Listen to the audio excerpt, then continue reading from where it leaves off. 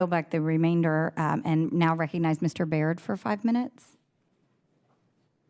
Thank you, Madam Chair, and this is my first congressional committee hearing, so I hope you'll excuse me if I make any procedural errors, and I prefer you not express those to me. I'll just take that for granted. But anyway, I'm honored to be here in that capacity and to be able to have the discussion that we're having today about climate change. I do appreciate my colleague, Dr. Foster, for those kind words.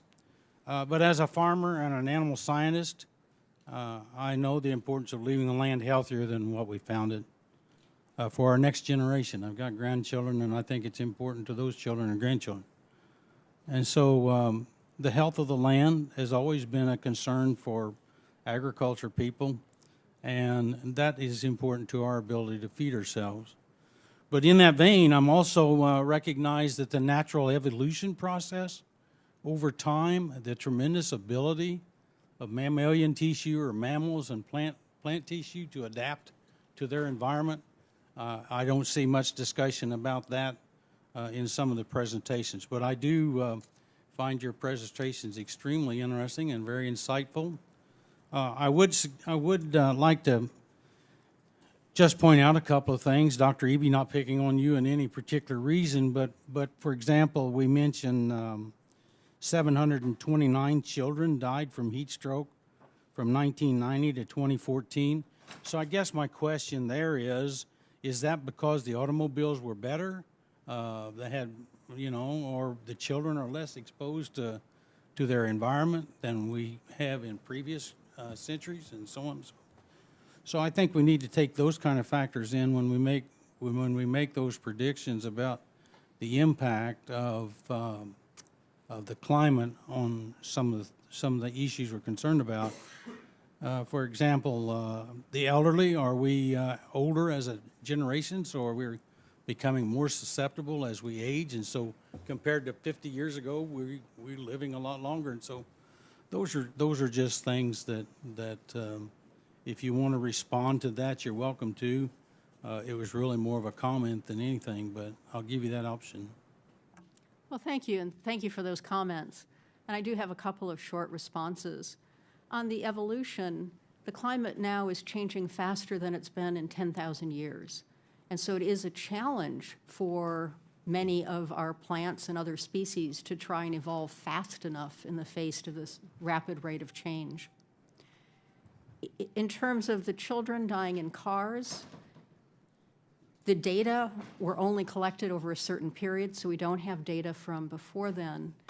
But the point is, as temperatures are going up and we're seeing more heat waves, we're seeing higher temperatures in summer, people don't realize how quickly cars heat up. And so it's terribly unfortunate how many infants are dying in cars because people don't realize, as they say, I'm only going to be gone for a minute, that minute may be too much for an infant in the higher temperatures we're experiencing now. I really understand that and can appreciate that, and I think that's a tremendous mistake that parents make in doing. But my question comes back to, is that because the cars are tighter, the windshields are better, the glass heats up more, and so on? No excuse for leaving those children. And I don't want to comment about that. That's okay. We're okay there. But I do have some questions for Dr. Mikett. In the developing field of technology, the United States, I think we ought to be a leader in that because we have the ability and the talent to do it. We have the research capability. So my question to you is, are we behind other countries in our developing a cleaner environment, cleaner energy sources?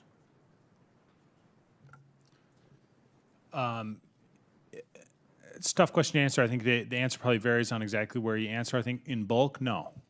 The U.S. research enterprise is really strong. We provide a lot of resources to that enterprise. And if you look at environmental performance, not just on climate, but in other issues over the last decades, we're doing pretty well. So would it be fair to say that our country makes a lot more investments in cleaner energy sources than another country around the world in terms of reducing our pollution, even though we use a lot of the fossil fuels? Don't know. Don't know the relative spending, sorry.